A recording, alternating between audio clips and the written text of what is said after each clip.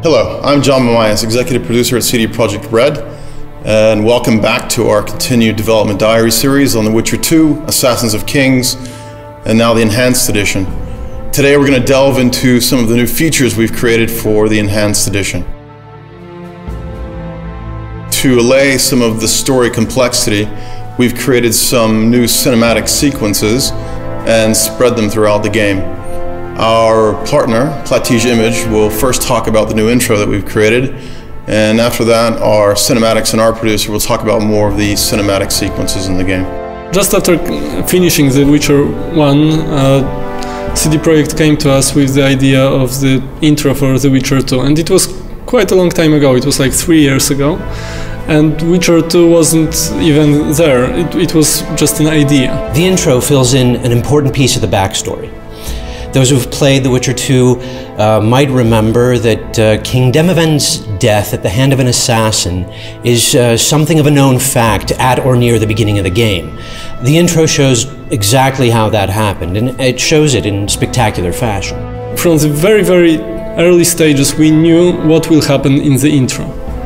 We also quite early knew where it will happen, because the idea of the action happening on the boat was very early in the process, and it came directly from CD Projekt.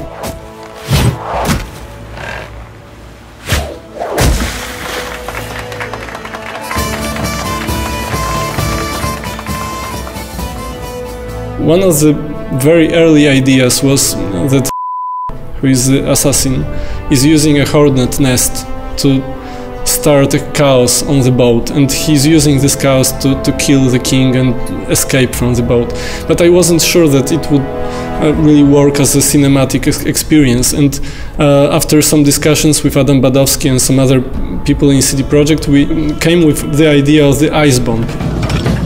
At the beginning we see the ship, the party, the jesters fooling around, then there's a freezing of the ship and the havoc that the assassin creates among the crew members. We wanted this final moment, crowning the whole action, to be really brutal, raw and ugly. I've realized that it will be so much more interesting and there will be so much more tension if we actually make the assassination during the collapsing of the ship.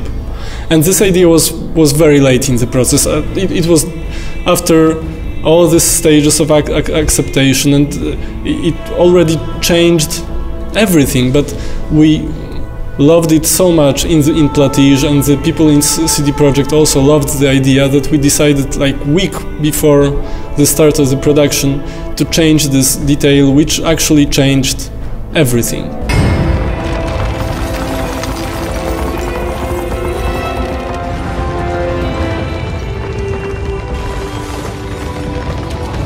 You see individual steps, muscle movements, slashes, and twinkles in the eye that express ferocity or fear.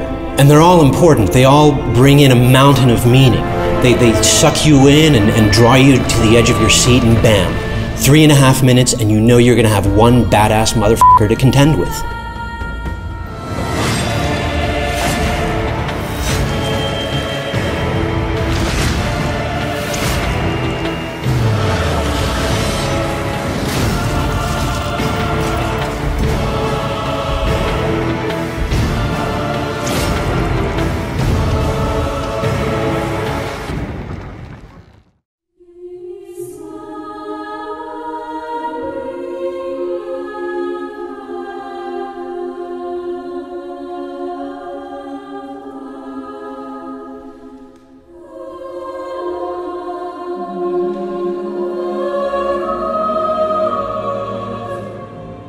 Besides the CG intro, we prepared a lot of new other video sequences. One of them are the loading movies. They were constructed to summarize what happened in the previous act and create a smooth transition to the next one. Grabbing Geralt, I embarked on a voyage upriver, deeper into the Pontar Valley. We also added 11 new cutscenes, all placed in the various places of the game. I can tell that 3 of them are showing what's going on in Lochmuin when Geralt is busy with the dragon. And the rest of them are connected with the new content of the game.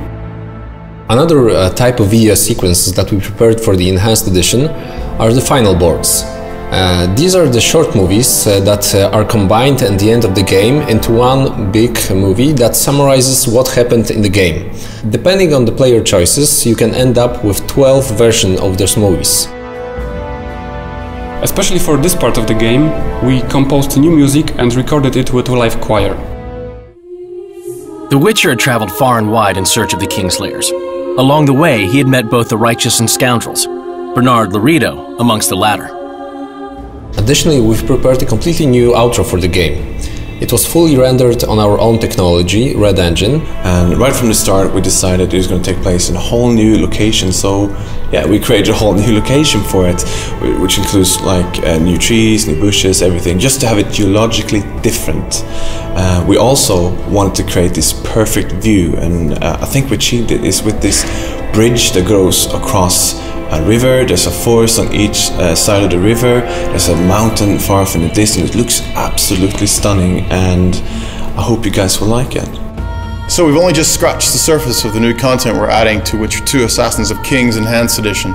Stay tuned for the next Dev Dive, where we talk about the new gameplay mechanics, as well as the new quests and the new characters.